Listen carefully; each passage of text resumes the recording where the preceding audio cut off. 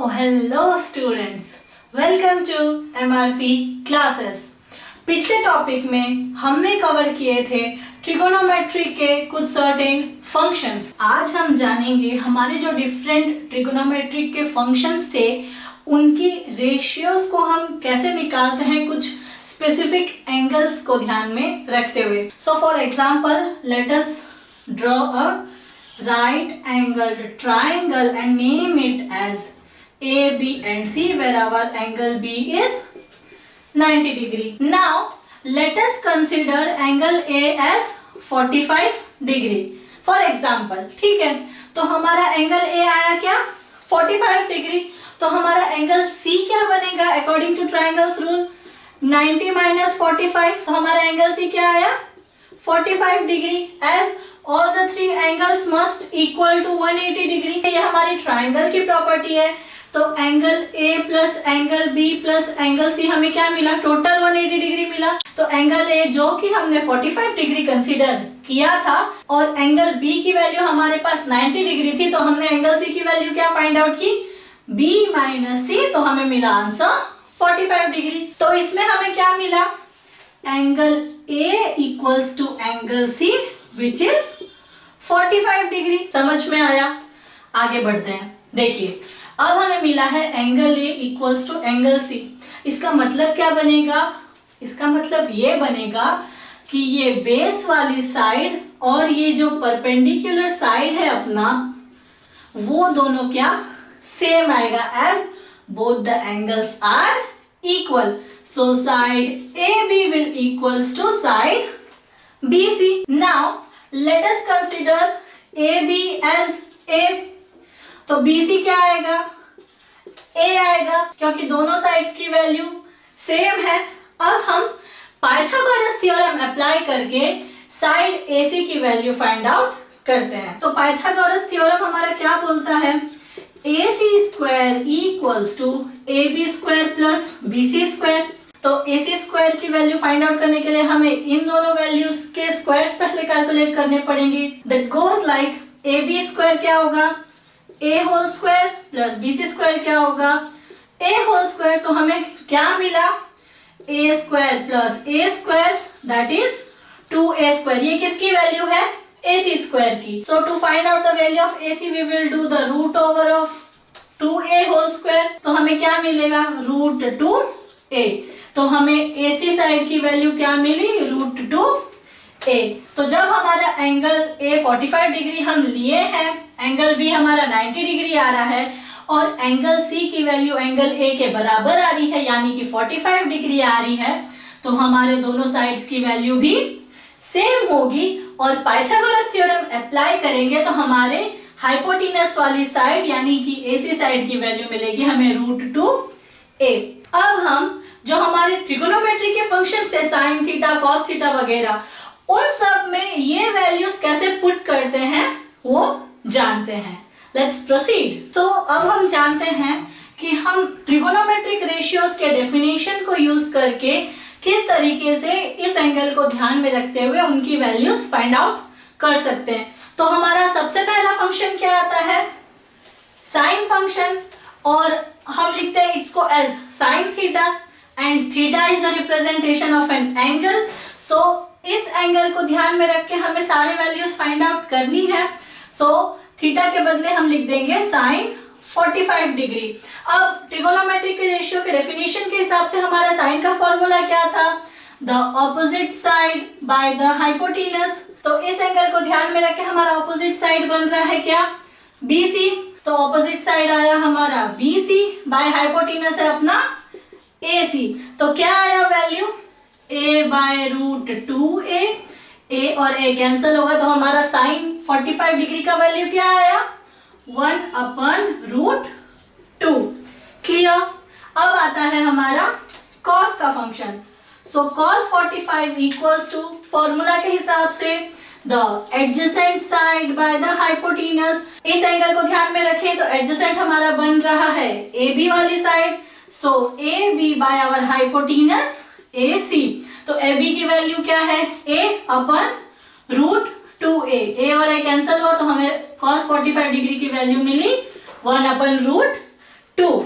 Now tan 45 degree. अब tan की definition क्या थी? The opposite side by the adjacent side, that is BC by AB.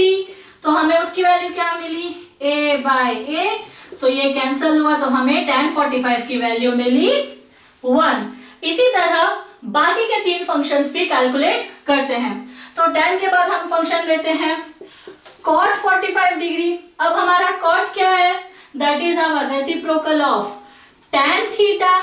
तो हमारे tan थीटा का रेसिप्रोकल 1 का रेसिप्रोकल क्या आया? 1. नेक्स्ट हम लेते हैं sec 45 डिग्री. sec किसका रेसिप्रोकल है? cos का. तो cos का हमारा वैल्यू क्या था? 1/√2. तो 1/1/√2 दैट इज 1 into √2/1. तो हमें cos 45 की वैल्यू क्या मिली? √2. And next comes our cosec 45. cosec 45 किसका रेसिप्रोकल है? sin का.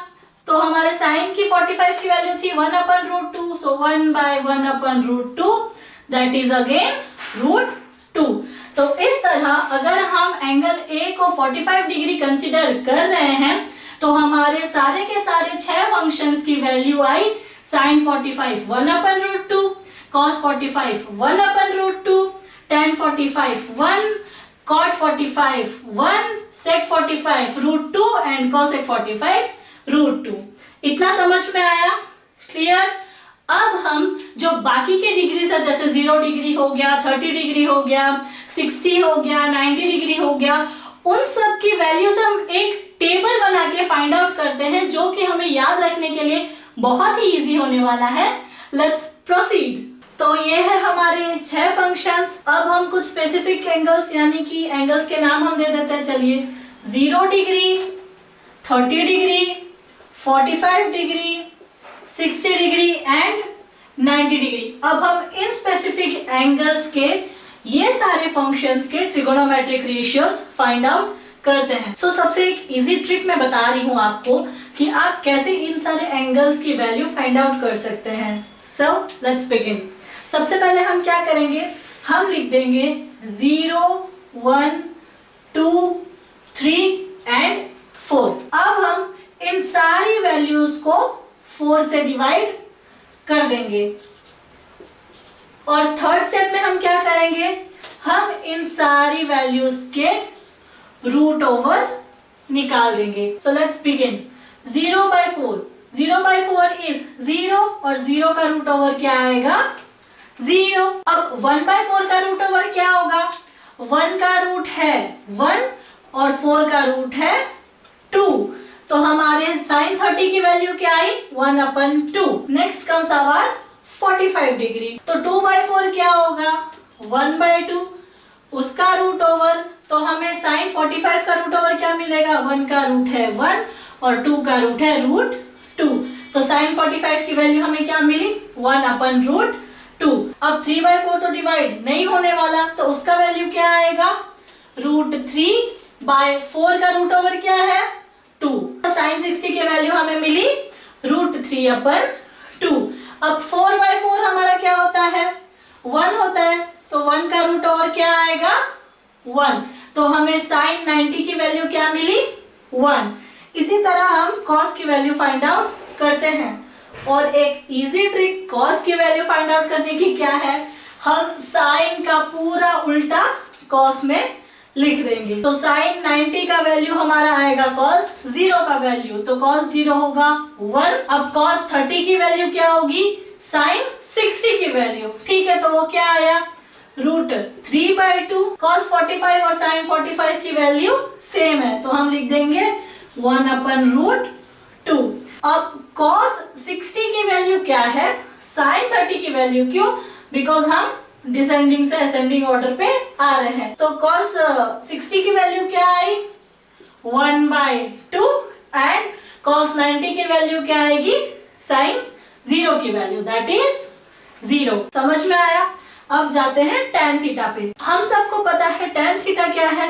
That is sin θ cos theta. अब हम इसको इससे डिवाइड करते हैं, तो हमारा sin θ cos theta. So tan 0 is 0/1. 0/1 क्या आता है? 0. Next comes our 1/2 divided by √3/2. तो क्या होगा 1/2 into 2/√3. So 2 और 2 कैंसल आया तो tan 30 की वैल्यू आई 1/√3. Now tan 45. tan 45 क्या होगा sin 45 by cos 45. तो क्या आएगा 1/√2 into √2/1. ये और ये हो गया कैंसर. तो हमारे tan 45 की वैल्यू आई 1. Now comes tan 60. अब tan 60 क्या करेंगे sin 60 by cos 60 जो आएगा √3/2 into 2/1. ये और ये कैंसर. तो tan 60 की वैल्यू क्या मिली √3.